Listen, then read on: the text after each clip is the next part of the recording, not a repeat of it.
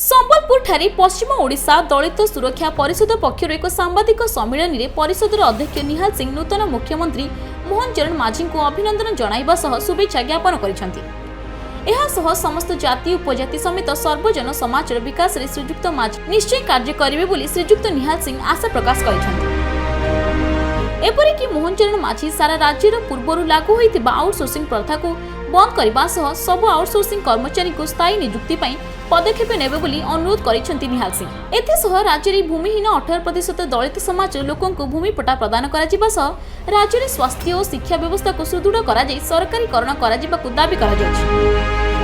वीर बिरसा मुंडा रक्तर बलिदान और doctor B are Ambedkar को संविधान बल और जनसाधारण आशीर्वाद रे आज ओडिशार सर्वशक्तिमान पदरे अलंकृत श्रीजुक्त मोहन चरण माझी। तेणु मुख्यमंत्री नेतृत्व में राज्य सरकार यही सब जन दाबी को पूर्ण करने को पश्चिम ओडिशा दलित सुरक्षा परिषदर अध्यक्ष सांबादिक सम्मेलन में आवेदन करिसेंति।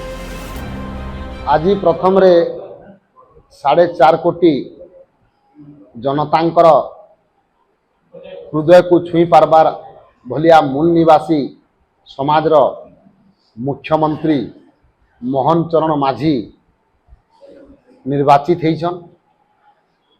आउ उड़ीसा तांकठू आशा करुचे जे से वीर बिरसा मुंडार रक्तर बलिदान आउ डॉक्टर बी आर आंबेडकर संविधानर ताकत रे आज केन्दुझर विधायक रूप रे निर्वाचित हला परे उड़ीसार मुख्यमंत्री हिसाब रे से आज उड़ीसा को सुख दुखर साथी हेबे।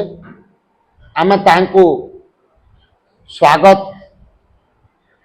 देवार सहित पश्चिम ओडिशा दलित सुरक्षा परिषद तरफ तांको अपील करुछु। पश्चिम ओडिशा दलित सुरक्षा परिषदर उपाध्यक्ष शिवशंकर प्रधान, उपमहासचिव एसके इंतिकाब एमडी नवाब, सह जिला संयोजक प्रदीप कुमार बाबू उपस्थित रे आमे आज अपील करुछु एवं तांको हार्दिक अभिनंदन जणाउछु। जय बिरसा, जय भीम, जय भारत। संबलपुर नवीन दास का रिपोर्ट, खबर ओडिशा।